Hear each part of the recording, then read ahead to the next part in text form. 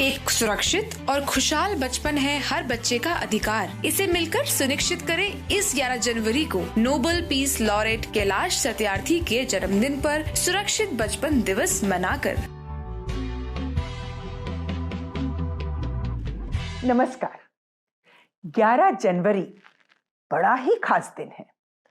ये नोबेल शांति पुरस्कार से सम्मानित बाल अधिकार कार्यकर्ता कैलाश सत्यार्थी जी का जन्मदिन है।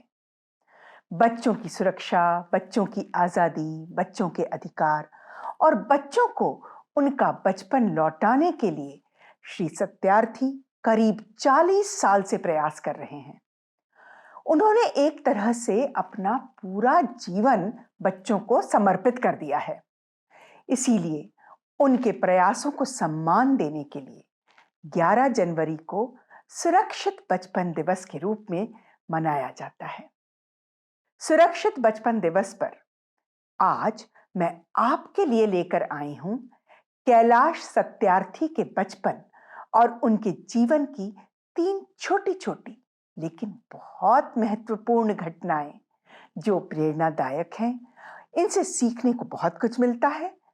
जब आप इन कहानियों को सुनेंगे तब आपको एहसास होगा कि महान लोग कैसे दूसरों की भलाई के लिए एक जुनून के साथ काम करते हैं।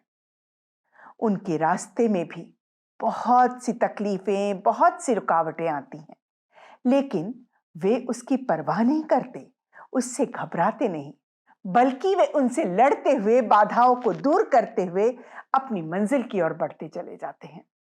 इसीलिए वे महान हैं। सत्यार्थी जी के जीवन से जुड़ी हुई जो कहानी मैं आज आपको सुनाने जा रही हूं, वो हमें समाज में जात पात और छुआछूत जैसी बीमारी के खिलाफ लड़ने की प्रेरणा देती है। देश में छुआछूत के खिलाफ कानून है, लेकिन फिर भी उसे पूरी तरह रोका नहीं जा सका। सामाजिक बुराइयों को रोकने के लिए कानून से ज्यादा समाज की तरफ से कोशिश की जरूरत होती है और सत्यार्थी जी ने कम उम्र में एक बड़ी कोशिश की थी। वे छुआछूत और भेदभाव से इतने दुखी हुए कि उन्होंने अपना नाम तक बदल दिया। आइए आज की पहली कहानी के रूप में सुनते हैं कैलाश सत्यार्थी जी ने अपना नाम कैसे बदला, यानी उनके नाम बदलने की घटना। जी हाँ, बहुत ही रोचक कथा है किस तरह से कैलाश शर्मा बन गए कैलाश सत्यार्थी। जी हाँ, ये जो है ना बहुत ही मजेदार सा वाक्या है, पर बहुत प्रेरणा देने वाला।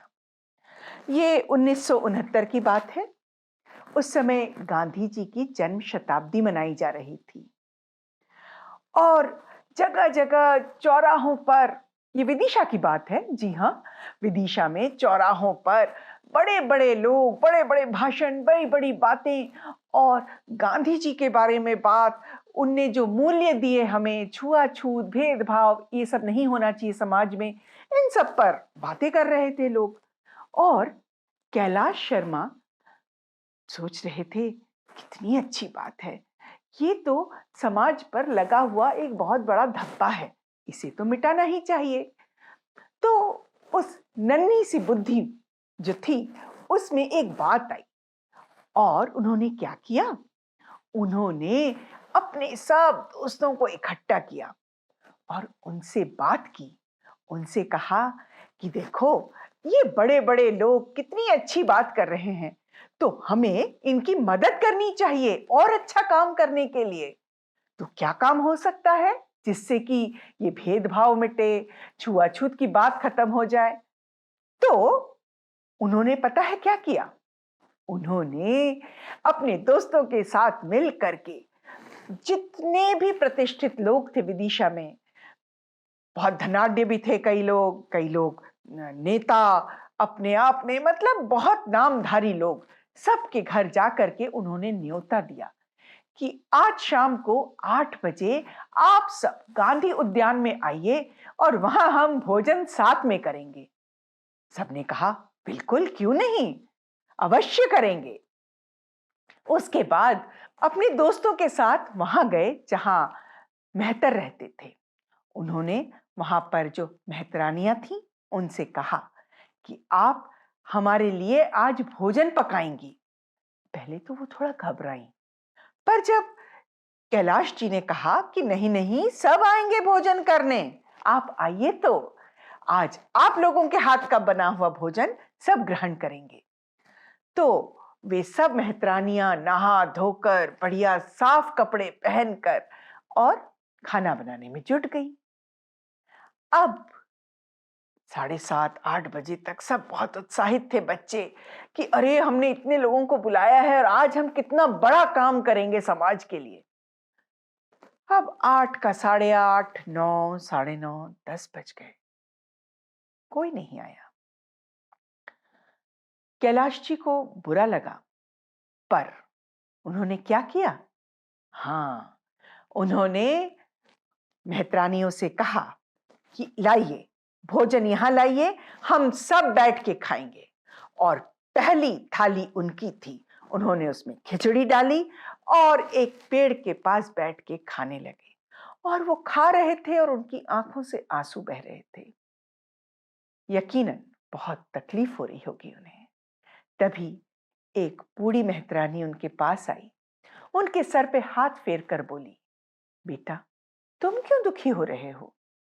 तुमने तो अपनी तरफ से हमें सम्मानित करने का पूरा प्रयास किया, पर हम दिल ही दिल में जानते थे कि समाज के दूसरे वर्ग के कोई भी यहां नहीं आएंगे हमारे हाथ का बना हुआ खाना खाने। इसलिए दुखी होने की जरूरत नहीं है। तुमने तो अपनी तरफ से अच्छी पहल की है ना, खुश रहो। और सत्यार्थी जी ने सबको बुलाया, अपने दोस्तों को साथ में लिया और सब उनके मेहतर मेहतरानियों के बच्चे भी थे और सब ने बैठ करके वो खिचड़ी खाई। और रात को जब 11 बजे वो अपने घर पहुंचे तो देखते क्या है, घर के बाहर आंगन में कई सारे लोग थे। और जब उनने सुना तो बहुत दुख हुआ। वे सभी इस बात पर जोर दे रहे थे कि शर्मा जी, जो कि खुद ब्राह्मण हैं, उनका बेटा कैलाश शर्मा किस तरह से मेहतर और मेहतरानियों के बीच में बैठ करके खाना खा रहा था। और तो और उसने समाज के इतने प्रतिष्ठित लोगों को वहां पर आमंत्रित किया, उसकी हिम्मत कैसे हुई? और कैलाश जी के पिता सबको शांत करने में लगे हुए थे।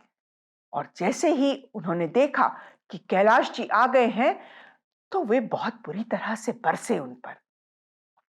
और जो पंडित लोग थे दूसरे, वो सब बोले, ब्राह्मण के नाम पर धब्बा है ये लड़का। अरे, इसको पता नहीं कि हम ऊंची जाति के लोग हैं, हमें इस तरह नीचे जो लोग हैं, नीचे लोग, नीची जाति के लोग, उनके साथ नहीं उठना बैठना चाहिए। और ये उनके हाथ का पका खाना उन्हीं के बीच बैठकर खाया। नहीं, इसको प्रायश्चित करना होगा। तो प्रायश्चित क्या करना होगा?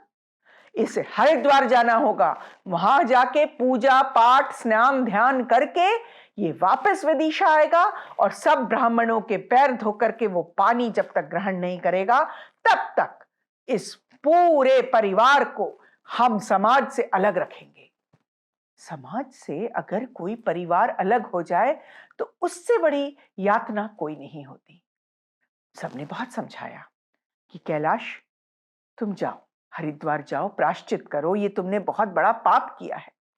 कैलाश जी बिल्कुल नहीं हिले। वो बोले, मैंने कोई पाप नहीं किया है, मैंने वही किया है जो मैंने सुना है, मैंने समझा है, मैंने जाना है। तो उनको घर से बाहर निकाल दिया गया, यानी घर के आंगन में एक कोने में एक कमरा था, वहां पर उनको रख दिया गया कि जब तक तुम प्रायश्चित नहीं करोगे तब तक घर में तुम्हारी कोई भी, मतलब घर के अंदर तुम्हें आने नहीं दिया जाएगा। कैलाश जी वहीं रहते थे और इस पूरे 2 साल के दौरान उनकी मां वहां पर उनको खाना देके आती थी। आप सोचिए, जिस मां के बिना, मां के साथ बैठकर खाए बिना उनके गले के नीचे निवाला नहीं उतरता था, वही मां आज इस तरह से खाना दे रही है। शायद मां को भी बुरा लगता होगा, पर कहीं ना कहीं वो जानती थी कि उनका बेटा सही कर रहा है। और इसी उधेड़-बुन में एक दिन कैलाश जी ने एक बहुत बड़ा निश्चय कर लिया।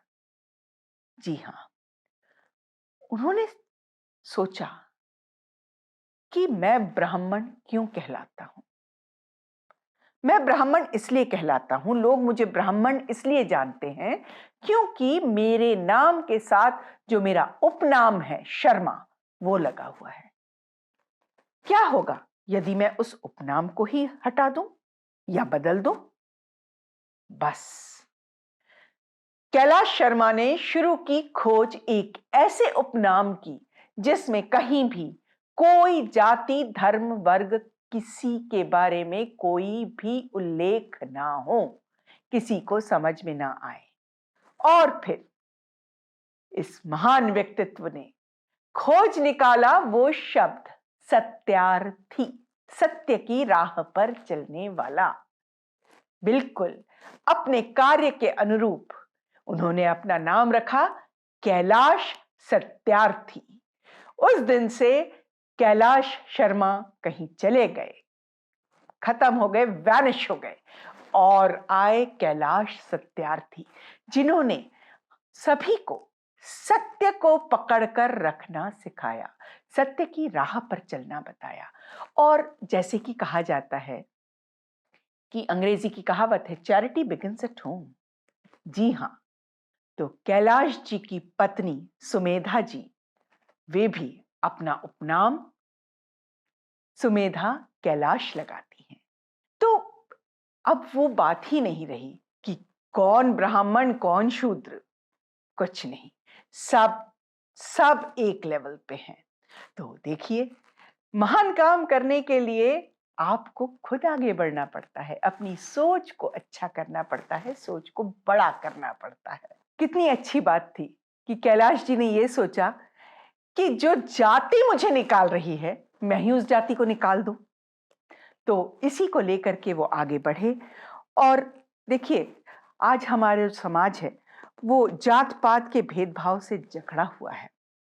इसके चलते समाज में अलगाव, ऊंच नीच और आपस की दूरियां बनी रहती हैं। जात पात के नाम पर राजनीति होती है, वो बहुत ही खतरनाक है। 15 साल की उम्र में कैलाश सत्यार्थी ने भेदभाव के खिलाफ आवाज उठाकर साबित कर दिया कि बच्चे और किशोर भी समाज में बड़े बड़े बदलाव ला सकते हैं। उन्होंने इसकी कीमत तो चुकाई ही। खुद पर भरोसा, साहस और दृढ़ निश्चय जैसे गुण छोटी उम्र में ही बच्चे सीख लेते हैं। हम अपने साथ होने वाले बर्ताव को बुरा समझते हैं, यदि दूसरे के साथ वो बर्ताव हो तो हमें उसे भी बुरा समझकर उसका विरोध करना चाहिए। अब जो कहानी मैं आपको सुनाने जा रही हूं, उसे आप अपने जीवन में उतार सकते हैं। जी हां, कहते हैं ना कि किसी की मदद के लिए संसाधनों से ज्यादा जरूरत होती है मदद की भावना की। अगर हमारे अंदर दूसरों की मदद की भावना ही नहीं होगी तो हमारे पास सारी चीजें होने के बावजूद भी हम उसे किसी जरूरतमंद को देना नहीं चाहेंगे। सत्यार्थी जी कहते हैं, सबसे जरूरी होता है दूसरे के दुख दर्द को महसूस करना। जब हमारा दिल दूसरों के दुख दर्द को महसूस करने लगेगा तो उसे दूर करने की कोशिश भी करेगा और कोई ना कोई रास्ता भी निकल आएगा। कैलाश सत्यार्थी जी जब स्कूल में पढ़ते थे तब उन्होंने बहुत सारे बच्चों की पढ़ाई छूटने से बचा ली। उनके प्रयासों से न जाने कितने बच्चे अपनी पढ़ाई पूरी कर पाए, और ये काम उन्होंने बिना पैसे के किया। जी हां, ये सब उन्होंने किया एक अनूठे प्रयोग से, एक ऐसा प्रयोग जिसे बाद में बहुत सी संस्थाएं और यहां तक कि लाइब्रेरियों ने भी अपनाया। पुरानी किताबों का बुक बैंक बनाना। आइए सुनते हैं ये कहानी, हाथ ठेले पर किताबें और बुक बैंक की शुरुआत। ये बात उस समय की है जब कैलाश सत्यार्थी 11 साल के थे और 7वीं में पढ़ते थे। जी हाँ, आपको लग रहा होगा ना, 7वीं का बच्चा क्या कर सकता है? देखिए इस 7वीं के बच्चे ने क्या किया। जी हाँ, तो एक दिन जब कैलाश जी अपनी क्लास में गए तो उन्होंने देखा कि बहुत से बच्चे नहीं आए हैं। तो वे उनके घर गए और वहां जाकर के पता लगाया। तो उस समय क्या होता था कि गांव से बच्चे शहरों में पढ़ने आते थे और एक जगह कहीं किराए से घर लेकर के इकट्ठे रहते थे। तो वो वहां गए और वहां जाकर के जब उनने मकान मालिक से पूछा कि ये सब बच्चे कहाँ गए, तो वे बोले कि उनके पास पैसे नहीं थे कि वे किताबें खरीद सकते। भाई स्कूल तो सरकारी था, पर किताबें तो खरीदनी पड़ेंगी ना, तो इसीलिए वे सब वापस चले गए। इस बात ने कैलाश जी के मन में घर कर लिया। वो सोचते रहे कि ऐसा क्या किया जाए जिससे कि किताबों की वजह से किसी बच्चे की पढ़ाई न छूटे। तो परीक्षाएं हुई और उस समय 30 अप्रैल को रिजल्ट निकला करते थे हर जगह। तो ये बात है 30 अप्रैल 1965 की। जी हाँ, तो रिजल्ट निकला और जैसा कि सबको पता ही था, कैलाश जी के बहुत अच्छे नंबर आए और घर गए तो माँ ने, पिताजी ने पैसे दिए कि जाओ मिठाई खाओ। पहले तो ऐसे ही होता था ना, पास हो गए, ये लो 5 रुपए लो, मिठाई खाओ। नन्हे कैलाश ने अपने एक मित्र को साथ में लिया और मिठाई के पैसों से एक हथठेला किराए पे लिया और उसे लेकर के वो निकल गए मोहल्ले में। और वहां जाकर के जोर जोर से वो चिल्ला चिल्ला कर कह रहे थे, अरे दादा दादी ताऊ ताई भाई बहन चाचा चाची, आज तो रिजल्ट निकल आया है, सब बच्चे पास हो गए हैं और जो बच्चे पास हो गए हैं उनकी किताबें अब किस काम की। तो मेरा आप सभी से अनुरोध है कि सभी अपनी अपनी किताबें, अपने बच्चों की किताबें मुझे दे दें जिससे कि किसी और के काम में आ सके। लोगों को बड़ा अच्छा लगा कि अरे वाह, ये तो बहुत अच्छा हुआ कि ये किताब हमारे किसी काम की नहीं है, अब हम दे देते हैं, हम दूसरी नई किताब लाएंगे। और कैलाश जी ने वो सारी किताबें इकट्ठी की। अब अलग अलग कक्षा की थी ना, तो कक्षा के हिसाब से उनको रखा गया। फिर एक विचार आया कि अगर किसी को दे दी गई ये किताब तो पता नहीं वो अगले साल वापस करेगा नहीं करेगा, तो फिर किसी दूसरे को हम कैसे देंगे। तो उन्होंने कहा हम उधार देंगे ये किताब। और ये उधार देने के लिए उन्होंने बात की अपने हेडमास्टर से। हेडमास्टर को उनका ये आइडिया बहुत अच्छा लगा और उन्होंने कहा कि ठीक है, किताब देने और लेने की जिम्मेदारी मैं लेता हूं। तो अब आप देखिए, 1 साल किताब इकट्ठी की। तो अब एक बच्चे ने पढ़ी, उसने जाते हुए वापस कर दी। अगला बच्चा जो उस क्लास में है उसने वो किताब ले ली। तो एक किताब से कितने बच्चों को फायदा हो गया और पैसे भी नहीं लगे। तो ये एक बहुत ही सुंदर सी बात है सीखने की कि देखिए, आपके पास संसाधन को जुगाड़ने का आपके अंदर वो आइडिया होना चाहिए, बुद्धि होनी चाहिए, युक्ति होनी चाहिए कि सब तरफ तो बिखरी हुई हैं चीजें, आप उसको कैसे जमाएंगे, कैसे आप लेंगे और आगे काम में कैसे लाएंगे, है ना। तो ये बहुत बहुत जरूरी है। और ये जो कैलाश जी का जो आइडिया था, इसी ने आगे बुक बैंक का आकार लिया। तो स्कूलों में बुक बैंक हो गए, फिर ऐसी ही लाइब्रेरीज हो गई और इसने बहुत सारे बच्चों को मदद की, आगे बढ़ने की प्रेरणा दी और जुड़ते गए और लाइब्रेरीज बड़ी बड़ी बहुत बड़ी होती गई। तो ऐसे हैं कैलाश सत्यार्थी। तो देखा आपने ऐसे ही आप भी अपनी किताबें बहुत अच्छे से रखें और जब अगले साल किसी और को जरूरत हो तो आप उसे दे दें। ऐसे में अगर कोई बच्चा किताब ना खरीद पाए तो उसे कोई परेशानी नहीं होगी। और चाहे कोई भी हो, गरीब हो, अमीर हो, सबके साथ सबके साथ एक जैसा व्यवहार करना चाहिए, प्रेम का व्यवहार। जो आप अपने लिए सोचते हैं वही आपको दूसरे के लिए सोचना चाहिए, तभी तो सच्चा प्रेम है ना? अपने लिए तो सब सोचते हैं, जो खुद से पहले दूसरे के लिए सोचे, जो अपना सब कुछ समाज और देश के लिए कुर्बान करने को तैयार हो, ऐसे व्यक्ति का नाम इतिहास में दर्ज होता है। उसका नाम हमेशा आदर से लिया जाता है। आज की तीसरी कहानी आपको सिखाएगी कि अपने से पहले देश के बारे में सोचना चाहिए। कैलाश सत्यार्थी ने दुनिया का सबसे बड़ा पुरस्कार, सबसे बड़ा सम्मान, नोबेल मेडल देश के नाम कर दिया। आइए सुनते हैं उस कहानी को। नोबेल पुरस्कार देश के नाम। जी हाँ, आप सभी को मालूम होगा कि नोबेल शांति पुरस्कार दुनिया का सबसे बड़ा पुरस्कार माना जाता है।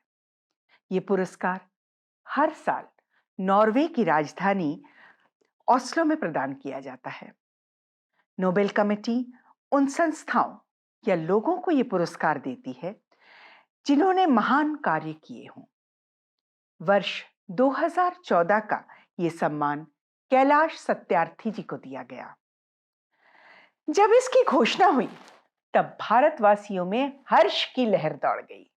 जी हां, यहां तक कि कैलाश जी को भी खुद पे भरोसा नहीं हुआ।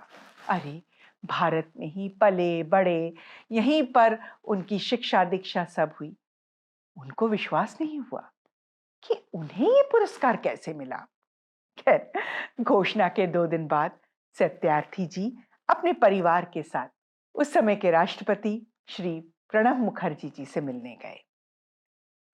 उनसे मिले, उनसे बात की और प्रणब मुखर्जी ने उनको बताया कि अरे, नोबेल पुरस्कार की तो बात छोड़िए, फिलहाल भारत की धरती पर एक भी नोबेल पुरस्कार नहीं है।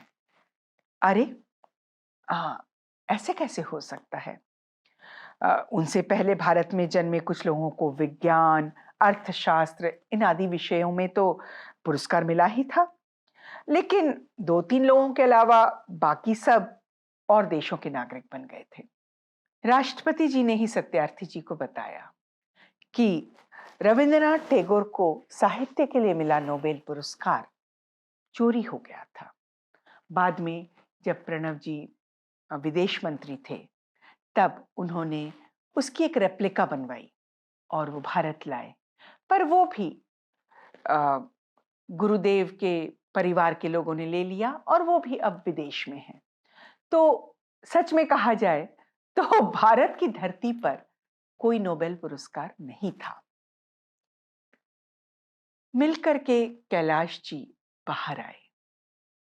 उनके साथ उनकी पत्नी सुमेधा जी, उनके पुत्र पुत्रवधू साथ में थे और अचानक कैलाश जी ने कहा कि यदि मैं अपना नोबेल पुरस्कार देश के नाम कर दूं तो, क्योंकि मिला तो मुझे देश की वजह से ही है, यहां रहा हूं, यहां के लिए काम किया है, इस पर जितना मेरा अधिकार है उससे ज्यादा मेरे देशवासियों का अधिकार है। तो किसी ने कोई आपत्ति नहीं की। हाँ, कुछ एक लोगों ने कहा कि अरे, ऐसा होता है क्या, रख लो, तुम्हारे घर में नया बच्चा आने वाला है, कम से कम वो उसे छू के तो देखेगा। उन्होंने कहा कि नहीं, मैं तय कर चुका हूं और ऐसा ही होगा। तो 10 सितंबर 1914 जब ओस्लो में कैलाश सत्यार्थी जी को ये शांति के लिए नोबेल पुरस्कार मिलना था, जाने से पहले उन्होंने राष्ट्रपति जी से कहा कि मैं इस मेडल को देश को समर्पित करना चाहता हूं। तो राष्ट्रपति जी बहुत अभिभूत हुए और उन्होंने कहा कि ये बहुत बड़ी बात है, आप लेके आइए, फिर मिलते हैं। तो उन्होंने वो गए, कैलाश जी गए और अपना मेडल वहाँ से लिया और लेके आने के बाद उन्होंने राष्ट्रपति जी के निजी सचिव को पत्र लिखा कि वे इस मेडल को वहाँ पर देश के नाम समर्पित करने आ रहे हैं राष्ट्रपति जी को। किसी को विश्वास नहीं हुआ, कोई कैसे अपना मेडल दे देगा, और मेडल और वो धनराशि पर तो व्यक्ति का अधिकार होता है, हक होता है, ऐसे कोई छोड़ देगा क्या? पर वो नहीं जानते थे कि ये कैलाश सत्यार्थी है। तो कैलाश जी ने अपना मेडल और सब दिया राष्ट्रपति जी को और एक बहुत बहुत बड़ी मिसाल प्रस्तुत करी कि जिस देश ने उनको ये सम्मान के लायक बनाया, उन्होंने उस देश को अपना सम्मान वापस दिया, उस देश पे रखा। उनको ये लालच बिल्कुल नहीं था कि उनके घर में जो भी पोता पोती जो भी आएगा वो पहले उसको छू ले, नहीं। उस पर देश के हर बच्चे का हक है। जिस तरह से वो बच्चे उस मेडल को देखेंगे, वैसे मेरे भी घर का बच्चा उस मेडल को देखेगा। तो ये एक बहुत बहुत बड़ी बात है, एक बहुत बड़ा दिल, बहुत बड़ी सोच, बहुत बड़ा काम करने की इंसान को प्रेरणा देता है। और जब उन्होंने राष्ट्रपति जी के हाथ में अपना मेडल सौंपा, तो जो लाइनें, जो पंक्तियां उन्होंने कही, वो सचमुच बहुत भावुक और बहुत दिल को छू लेने वाली हैं। मेरा मुझ में कुछ नहीं, मेरा मुझ में कुछ नहीं, जो कुछ है सब तोर, तेरा तुझको सौंपते क्या लागत है मोर। कितनी सुंदर पंक्तियां थीं और उसका भाव भी कितना खूबसूरत है। देशभक्ति और समर्पण की भावना सिर्फ उपदेश की बात नहीं। अपना पदक राष्ट्र को समर्पित करके श्री कैलाश सत्यार्थी ने सभी के लिए एक बहुत ही अनूठा उदाहरण प्रस्तुत किया। जी हाँ, तो मुझे पूरा विश्वास है कि कैलाश सत्यार्थी जी के जीवन की जो 3 कहानियां मैंने आपको सुनाई, वो न केवल आपको बहुत अच्छी लगी होंगी, बल्कि आप उसे जीवन भर याद रखेंगे, उससे बहुत कुछ सीखेंगे, समझेंगे। जो सबक आपने उससे सीखा, उस पर अमल भी करेंगे और एक दिन कैलाश सत्यार्थी की तरह अपना नाम, अपने परिवार का नाम, अपने देश का नाम रोशन करेंगे। सुरक्षित बचपन दिवस की आप सभी को बहुत बहुत बधाई। जय हिंद, जय भारत।